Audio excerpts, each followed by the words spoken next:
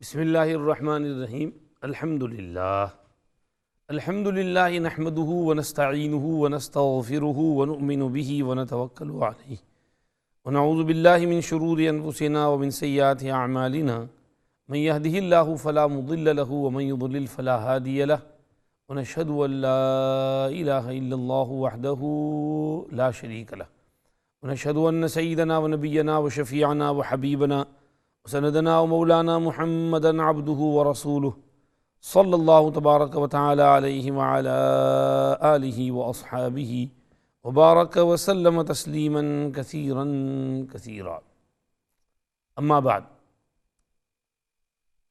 باب ما جاء فی تکات رسول اللہ صلی اللہ علیہ وسلم یا باب ما جاء فی تکات رسول اللہ صلی اللہ علیہ وسلم، تکات رسول اللہ صلی اللہ علیہ وسلم بروزن لمزہ، سب درست ہے۔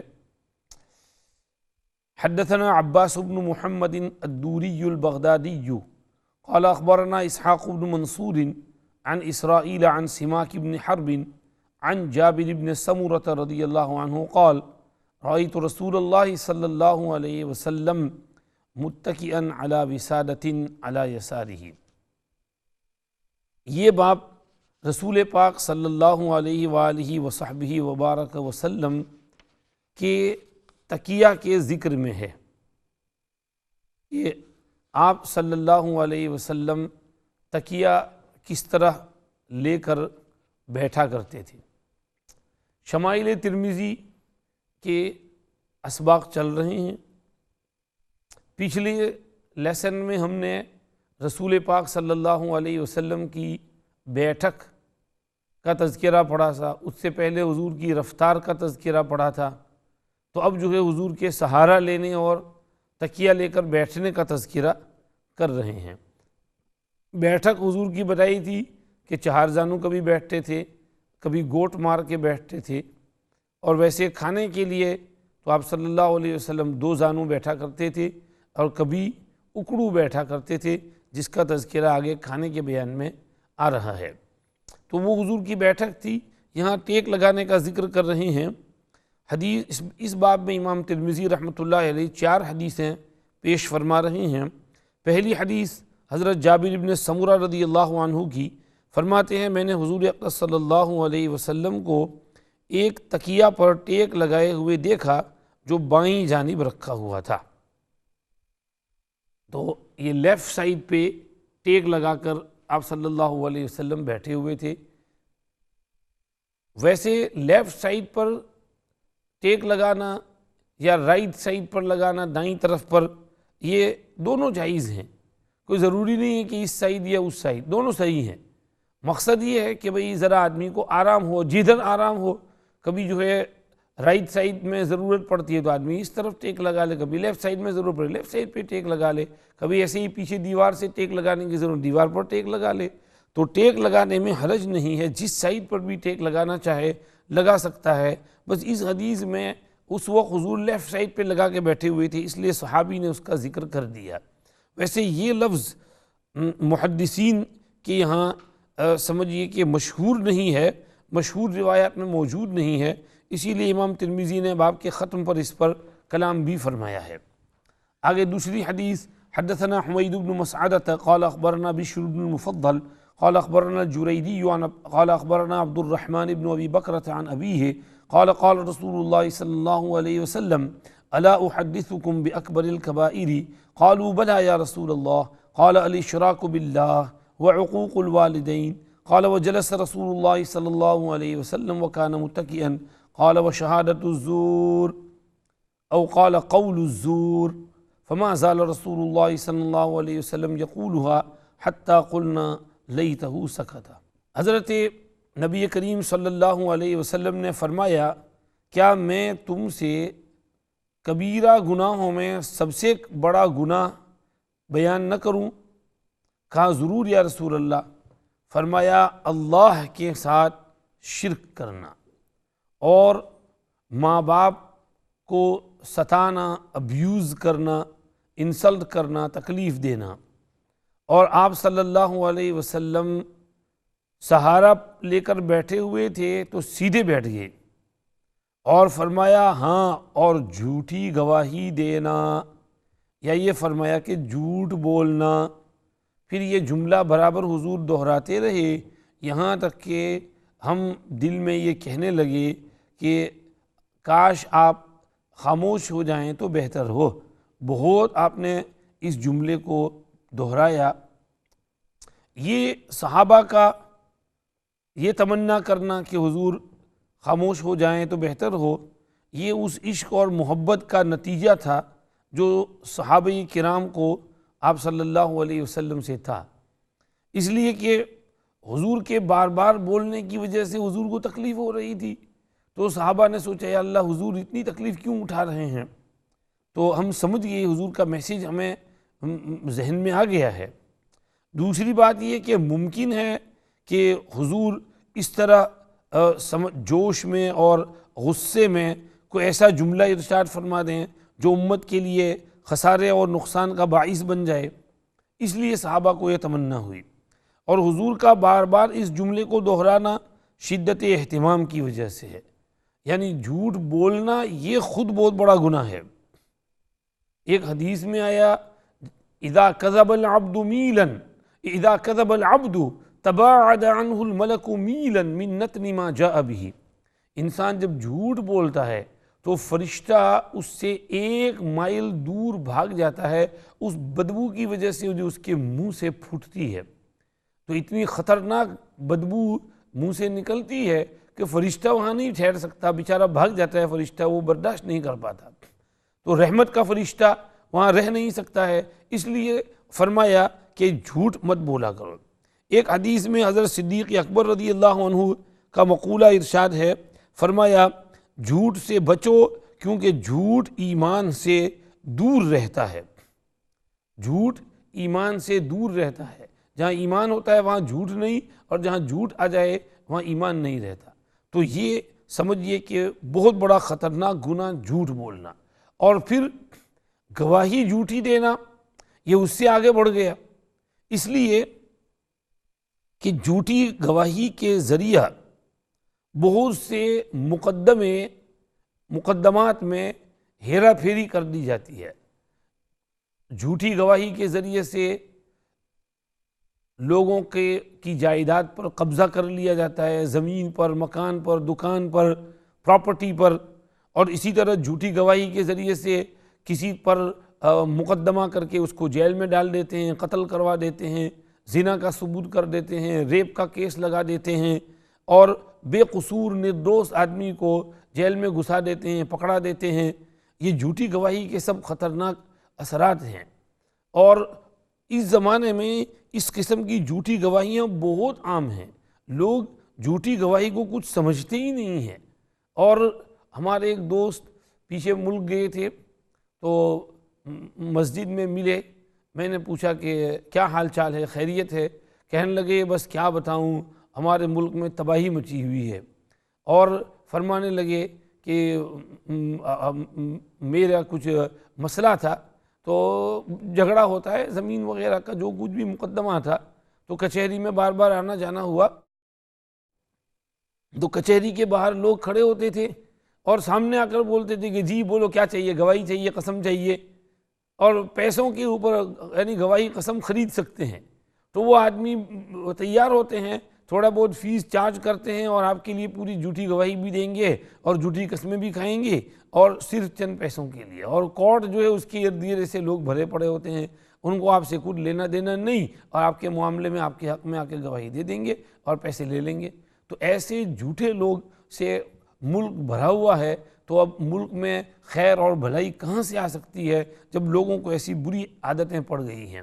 تو یہ حضور پاک صلی اللہ علیہ وسلم اس لیے جھوٹی گواہی کو بار بار ریپیٹ کرنے لگے۔ دیکھو شرک اور عقوق الوالدین کو تو صرف ایک دفعہ بولا حضور نے، لیکن جھوٹی گواہی کو بار بار ریپیٹ کیا، یہ بتانے کے لیے کہ کبھی جھوٹ بولنا بھی مت، اور کسی کے حق میں جھوٹا سٹیٹمنٹ بھی مت دینا، اور جھوٹا وٹنس بھی مت بننا، اور جھوٹی گواہی بہت بڑا خطرناک گناہ ہے، اور اس کے ذریعے بہت نقصان ہوتا ہے۔ اللہ پاک امت کو سمجھ نصیب فرمائے۔ اب اس حدیث میں اکبر الکبائر کا تذکرہ آیا، کبیرہ گناہوں میں سب سے بڑا گناہ۔ یہاں ایک بات تو یہ سمجھ میں آئی کہ بھئی گناہ جو ہیں ان میں کچھ کبیرہ ہوتے ہیں، کچھ صغیرہ ہوتے ہیں۔ کبیرہ گناہ کے معنی بہت بڑا خطرناک گناہ، ایک حدیث میں اس کو الموبقات کہا ہے، اجتنبوا السبع الموبقات، 7 جہنم میں ڈھکیلنے والے، تباہ کرنے والے گناہوں سے بچو، ڈسٹرکٹیو گناہوں سے جو بہت خطرناک ہیں، آدمی کو ڈسٹروائے کر دیتے ہیں، ان گناہوں سے بچو۔ تو یہ کبیرہ گناہ جو ہے اس کی اب تعریف سمجھنے کی ضرورت ہے۔ علماء نے اس کو مختلف طرح سے ڈیفائن کیا ہے۔ مثلا کبیرہ گناہ وہ جس میں قرآن حدیث کے اندر کوئی وعید آئی ہو جہنم کی۔ نمبر 2، جس میں قرآن حدیث کے اندر کوئی وعید آئی ہو یا جس پر کوئی حد دنیا میں وارد ہوئی ہو کہ اس گناہ کی یہ حد اور اس کی یہ حد، تو اس کو بھی کبیرہ۔ نمبر 3، جس گناہ کو قرآن حدیث میں کبیرہ کہا گیا وہ کبیرہ اور باقی صغیرہ۔ اور نمبر 4، گناہوں کو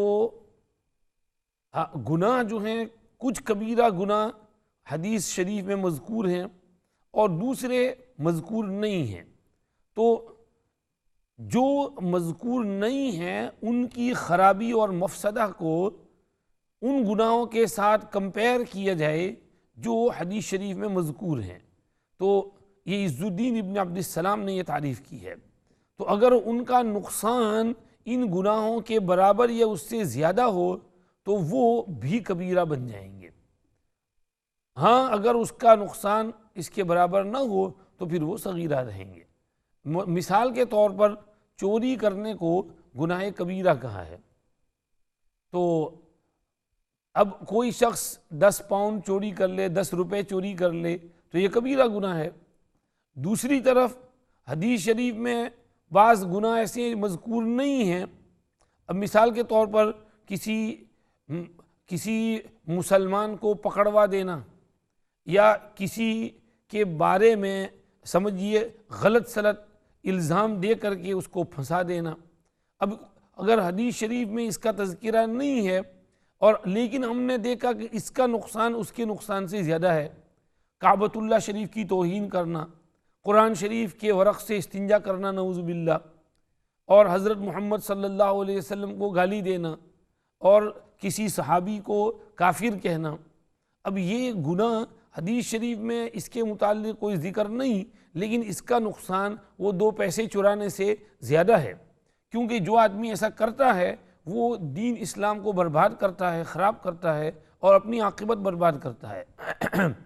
زنا کرنا بہت بڑا گناہ ہے، لیکن کسی عورت کو پکڑے رکھنا، کسی کمرے میں رکھ کر کے اس کو تالا لگا دینا تاکہ دوسرا آدمی آ کر اس سے زنا کرے، قتل کرنا کبیرہ گناہ ہے، لیکن کسی آدمی کو اس طرح جیل میں امپریزن کر دینا کہ دوسرا آدمی اس کو قتل کر دے، تو یہ پکڑے رکھنا اور سمجھیے کہ محبوس رکھنا تاکہ دوسرا آ کر اس کو قتل کرے یا گناہ کرے، یہ خود گناہ کبیرہ ہے، اگرچہ قرآن حدیث میں اس کا کوئی تذکرہ نہیں ہے۔ یہ عز الدین ابن عبد السلام رحمۃ اللہ علیہ نے تعریف کی ہے۔ ہمارے استاد محترم حضرت شیخ یونس صاحب دامت برکاتہم مد فیوزہم اللہ مراتبہم نے فرمایا کہ بھئی گناہ کبیرہ کی تعریف تو سمجھ میں آ گئی کہ بھئی قرآن حدیث میں جس پر وعید آئی یا جس کی خرابی بہت ہو، نقصان بہت زیادہ ہو، اور بعض علماء نے اس پر کتابیں بھی لکھی، جیسے شمس الدین ذہبی رحمۃ اللہ علیہ نے الکبائر نامی ایک کتاب لکھی، اس میں تقریباً 400 کبیرہ گناہ گنوائے، اور ابن حجر مکی رحمۃ اللہ علیہ نے الزواجر عن اقتراف الکبائر لکھی اور اس میں 467 گناہ گنوائے، اور علامہ مولانا علی قاری رحمۃ اللہ علیہ نے شرح شمائل میں ان کی ایک فہرست گنوائی۔ تو یہ کبیرہ گناہ پر کتابیں بھی لکھی گئیں، اس کی تعریفیں بھی کی گئیں۔ حضرت شیخ یونس صاحب نے فرمایا اس پر مزید بات یہ کہ ہر زمانے میں اہل دل جس گناہ کو کبیرہ کہیں وہ گناہ کبیرہ ہوگا. یعنی جو علماء صلحاء مشائخ ہیں اگر وہ یہ کہیں کہ بھئی فلاں چیز بہت بڑا گناہ ہے اس سے بچنا، تو وہ بھی کبیرہ کی تعریف میں داخل ہو جائے گا. مثلا ٹیلی ویژن کے اوپر ایسی چیزیں دیکھنا جن کو دیکھنا جائز نہیں، تو اگر آدمی اس کی عادت بنا لے اور ایسی گناہ کی چیزیں دیکھتا رہے تو پھر وہ دیکھنا کبیرہ گناہ ہو جائے گا. تو اس لیے سمجھیے کہ یہ ٹی وی ہے اور اسی طرح سے انٹرنیٹ ہے، موبائل ہے، اور اس پر غلط سلط چیزیں دیکھنا جو نہیں دیکھنی چاہیے، آنکھ کو بچانا چاہیے، آنکھیں پاک رکھنی چاہیے، ایسی چیزیں دیکھنا یہ کبیرہ گناہ ہوگا اور اس کی معافی نہیں ہو سکے گی جب تک کہ انسان توبہ نہ کر لے. یہ آپ سمجھ لیجئے کبیرہ گناہ تو ہو گیا. صغیرہ گناہ یہ وہ چیزیں ہیں جو نفس کی غفلت سے اور نفس کے حاوی ہو جانے سے، اس کے مجبور کرنے سے صادر ہو جائے، اور جس میں انسان کو اچھا نہیں لگتا ہے، وہ نہیں چاہتا اس کو کرنا، لیکن وہ ذرا ہو گیا چھوٹی سی بات، معمولی سی چیز، جیسے کسی کو ذرا چمٹی دے دی، کسی کو ایک ذرا سی تھپڑ لگا دی، یا کسی دوست کے ساتھ معاملہ تھا تو اس کا دودھ پی لیا، اس کی شوگر استعمال کر لی اور بعد میں اس کو بتانا بھول گئے. اب یہ چیزیں دوستوں میں آپس میں ایسی چیزیں ہوتی ہیں، یا باہر نکلے اور غلط کسی پر نظر پڑ گئی، حالانکہ عادت نہیں ہے لیکن نظر اٹھائی تو سامنے کوئی ننگی لڑکی تھی، اس پر نظر پڑ گئی، اب ذرا نظر ہٹا لی وہاں سے. تو یہ چیزیں جو ہیں اتنی بڑی نہیں ہیں جیسے زنا کرنا، شراب پینا، چوری کرنا، قتل کرنا، اور اس طرح ماں باپ کو ستانا، تہمتیں لگانا، جادو کرنا، یہ سب کبیرہ گناہ ہیں. اور یہ چیزیں چھوٹی موٹی ہیں. تو سمجھیے کہ یہ چھوٹی موٹی چیزیں جو ہو جاتی ہیں ان کو اللہ پاک نیک اعمال کے ذریعے معاف کرتے رہتے ہیں. قرآن شریف میں اللہ کا وعدہ ہے ان تجتنبوا کبائر ما تنہون عنہ نکفر عنکم سیئاتکم وندخلکم مدخلا کریما. اگر تم ان بڑے بڑے گناہوں سے بچتے رہے جن سے تمہیں منع کیا گیا ہے تو پھر ہم تمہارے سیئات اور چھوٹی موٹی چیزیں جو صادر ہو جاتی ہیں انہیں معاف کرتے رہیں گے اور تم کو عزت والے مقام میں داخل کریں گے. تو یہ سمجھیے کہ صغیرہ گناہ جو ہیں یہ معاف ہو جاتے ہیں کبیرہ گناہوں سے احتیاط کرنے پر. اور ساتھ ہی وضو ہے، نماز ہے، نماز کے لیے چل کر جانا ہے، روزہ ہے، ان چیزوں سے بھی صغیرہ گناہ معاف ہو جاتے ہیں. جب وضو کرتے ہیں تو صغیرہ گناہ جھڑتے ہیں، گر جاتے ہیں. جب آدمی نماز کے لیے پیدل چل کر مسجد جاتا ہے تو اس سے بھی گناہ معاف ہوتے ہیں. نماز پڑھتا ہے اس سے گناہ معاف ہوتے ہیں. اور نماز کے بعد بیٹھا رہے، ذکر کرتا رہے، اس سے گناہ معاف ہوتے ہیں. ذکر کرنے سے بہت گناہ معاف ہوتے ہیں. ایک حدیث شریف میں آیا جو لوگ والہانہ طور پر ذکر میں مست اور مشغول رہتے ہیں تو ذکر ان کے گناہوں کو اس طرح گرا دیتا ہے کہ جیسے پٹ جھڑ کے موسم میں وہ درخت کے پتے نیچے دھڑا دھڑ گرتے ہیں اور کچھ ہی دنوں میں پورا درخت خالی ہو جاتا ہے. جو ہرا بھرا تھا وہ درخت ایک دم خالی ہو جاتا ہے. فرمایا کہ جو ذکر میں مست رہتے ہیں وہ قیامت کے دن اس طرح آئیں گے کہ بالکل ہلکے پھلکے ہوں گے، ان کے ذمے کوئی گناہ نہیں ہوگا، سب گناہ ان کے معاف ہو چکے ہوں گے. تو ذکر خوب کرنا چاہیے اور اللہ کی یاد سے گناہ معاف ہوتے ہیں اور دھڑا دھڑ گرتے ہیں. تو یہ ذکر سے، وضو سے، نماز سے، تلاوت سے معاف ہوتے ہیں. ایک حدیث میں حضرت عمر رضی اللہ عنہ کی حدیث ہے کہ انہوں نے صحابہ سے پوچھا کہ بھئی حضور سے یہ فتنے کے بارے میں کس نے سنا ہے؟ تو حذیفہ نے کہا کہ میں نے سنا ہے. کیا کہا تھا حضور نے؟ حضور نے فرمایا تھا فتنۃ الرجل فی اہلہ تکفرہ الصلاۃ والصیام والصدقۃ والامر بالمعروف والنہی عن المنکر. انسان کو اپنے گھر والوں میں، اپنے مال میں، اپنے پڑوسی میں اور اپنی ان چیزوں میں جو کچھ فتنہ وتنہ پیش آتا ہے تو اس کا کفارہ صلاۃ، صدقہ، زکوٰۃ، امر بالمعروف، نہی عن المنکر اور ان چیزوں سے ہو جاتا ہے. معلوم ہوا کہ یہ آدمی کو گھر والوں میں، بیوی بچوں کی طرف سے کچھ ہوتا ہے کہ بھئی وہ مطالبہ کرتے ہیں یہ چاہیے وہ چاہیے، یہ کرنا ہے وہ کرنا ہے، شادی بیاہ میں. اب اگر وہ چھوٹی موٹی چیزیں ہیں، بہت بڑی نہیں، بہت بڑے بڑے گناہ ہو، ڈانسنگ وینسنگ، میوزک، وہ تو بڑی خطرناک چیزیں ہیں. لیکن چھوٹی چیزیں اب نفس نہیں چاہتا ہے لیکن بیوی بچوں سے مجبور ہو کر یہ کرنا پڑا. آدمی بعد میں توبہ کرے، اللہ کو سمجھیے کہ نماز پڑھے، اللہ سے معافی مانگے تو اللہ معاف کر دیتے ہیں.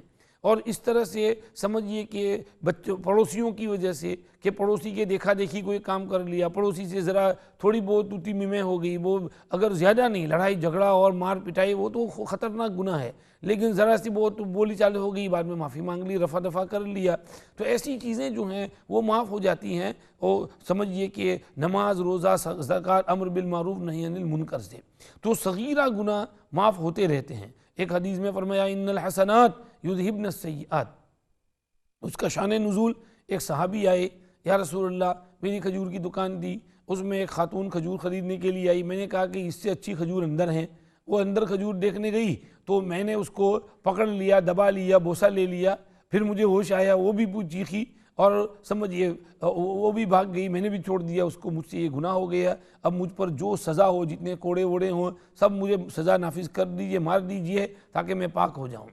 آپ صلی اللہ علیہ وسلم خاموش رہے، کچھ نہیں کہا۔ وہ آدمی سمجھیے کہ بیٹھا رہا، نماز عصر کا وقت ہوا تو وضو کیا، اس نے عصر پڑھی، عصر بعد پھر خدمت میں آیا کہ حضور میرا مسئلہ حل کر دیجئے، میری جو پٹائی ہو کر دیجئے مجھ کو۔ تو آپ صلی اللہ علیہ وسلم نے فرمایا تو نے ابھی وضو کیا تھا، نماز پڑھی ہمارے ساتھ؟ جی پڑھی، وضو بھی کیا۔ فرمایا جا اللہ نے تیری یہ غلطی معاف کر دی، اللہ نے آیت اتاری وَأَقِمِ الصَّلَاةَ طَرَفَيِ النَّهَارِ وَزُلَفًا مِّنَ اللَّيْلِ إِنَّ الْحَسَنَاتِ يُذْهِبْنَ السَّيِّئَاتِ ذَلِكَ ذِكْرَىٰ لِلذَّاكِرِينَ وَاصْبِرْ فَإِنَّ اللَّهَ لَا يُضِيعُ أَجْرَ الْمُحْسِنِينَ۔ اللہ نے وعدہ کیا کہ نماز برابر پڑھو رات کے کناروں پر، اور زلفا من اللیل، اور دن کے اوقات میں جو مقرر ہیں اللہ نے بتائے ہیں، اور حسنات یہ سیئات کو مٹا دیتی ہیں۔ تو حضور نے فرمایا معاف۔ انہوں نے پوچھا یا رسول اللہ صرف میرے لیے ہے یا سب کے لیے؟ تو حضور نے فرمایا نہیں، میری پوری امت کے لیے، قیامت تک کے لیے ہے۔ جو بھی میری امت میں سے کوئی چھوٹی موٹی غلطی کر بیٹھے، معافی مانگ لے، اللہ معاف کر دیں گے۔ تو یہ سمجھیے چھوٹی چیزیں، ریمورس اور غلطی اور اس کے ساتھ تو معاف ہو جاتے ہیں۔ ہاں اصرار نہیں ہونا چاہیے، کوئی کہیں اس حدیث کو لے کر کے نعوذ باللہ یہ گناہ کرنا شروع نہ کر دے اور بار بار لڑکیوں کے ساتھ اس طرح کرے، تو وہ تو اصرار کرنے سے صغیرہ گناہ کبیرہ ہو جاتا ہے۔ یہ تو ایک صحابی ہو تو ان کے دل بہت صاف تھے، تو ان کو سمجھیے فوراً احساس ہوا، خدمت میں حاضر ہوئے، معافی مانگی، تو اللہ پاک نے کہا کہ چلو یہ زنا کی طرح سے نہیں ہے، تو ہم نے ان کو معاف کر دیا۔ یہ بات ذہن میں رہے کہ صغیرہ گناہ اصرار کرنے کی وجہ سے کبیرہ بن جاتا ہے۔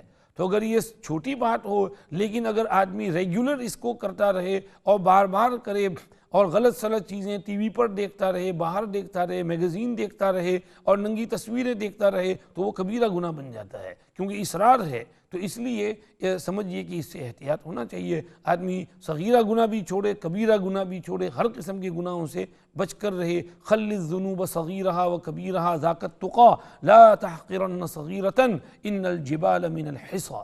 تو یہ چیز ہے، سب گناہ چھوڑو، چھوٹے بھی بڑے بھی، یہی تقویٰ ہے۔ کسی گناہ کو چھوٹا نہ سمجھو کہ یہ تو ہلکا ہے، معمولی ہے، اس لیے کہ پہاڑ کنکریوں سے بنتے ہیں، بہت سی کنکریاں جمع ہو جائیں تو پہاڑ بن جاتا ہے۔ تو اسی طرح تم بھی چھوٹی چھوٹی گناہ جمع کرو گے تو پہاڑ بن جائے گا۔ اس لیے گناہوں سے بچو، احتیاط کرو، توبہ کرو، اللہ ہماری حفاظت کرے۔ یہاں پر اور بھی کچھ باتیں کرنی ہیں، انشاءاللہ نیکسٹ لیسن میں کبیرہ گناہ ہم گنوائیں گے کہ کبیرہ گناہ کی ایک لسٹ سنو کہ کون بڑے بڑے گناہ ہیں، تاکہ ہم ان گناہوں سے احتیاط کر سکیں۔ اللہ پاک ہمارا بیٹھنا سننا، کہنا سننا قبول فرمائے، اللہ ہم سے راضی ہو جائے، ہر قسم کے گناہوں سے ہماری حفاظت کرے اور سچی پکی توبہ کی توفیق دے۔ وآخر دعوانا ان الحمدللہ رب العالمین، وصلی اللہ وسلم علی سیدنا محمد وآلہ وصحبہ اجمعین برحمتک یا ارحم الراحمین۔